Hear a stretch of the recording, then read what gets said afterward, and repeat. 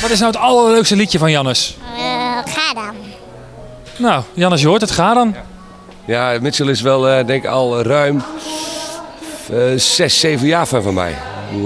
Vaak bij optredens komt hij langs met zijn ouders. Ik moet zeggen, we zijn goed bevriend geraakt en we zien elkaar toch regelmatig. En ik ben altijd weer blij en hij is altijd spontaan. En hij geniet wel blijkbaar van mijn muziek.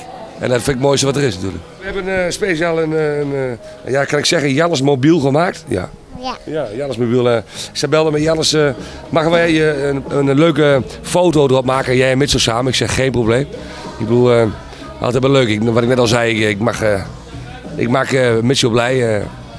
En ik denk dat Mitchell een van mijn grootste fans is. Zeg, Jannes, je nieuwe single is ook uit op dit ogenblik. Hoe heet die? Die heet Zweven naar geluk. Die kan je ook wel meezingen, hè? Zweven naar geluk. Ja.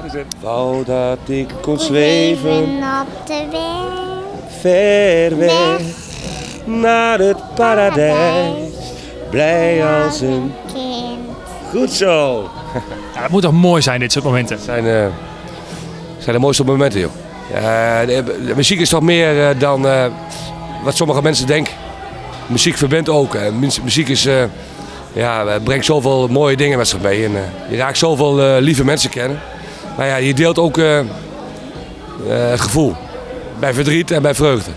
Ja, dat is altijd mooi. 23 oktober in Co-Planet. Ik hoop dat de mensen allemaal komen. Het is een beetje een show voor mijn groot concert aan wat ik volgend jaar ga doen. Volgend jaar zit ik 10 jaar in het vak. Gaan we echt vieren met al mijn fans. De locatie weten we nog niet, dus dan gaan we, wil ik echt vieren. Wil ik de mensen ook laten zien dat ik ontzettend dankbaar ben voor hetgene wat ze de afgelopen 10 jaar voor mij hebben gedaan. En ik hoop gewoon 23 oktober in Co-Planet te knallen. En met een nieuwe band, met allemaal studiomuzikanten. En ik hoop dat Mitchell daar ook bij is.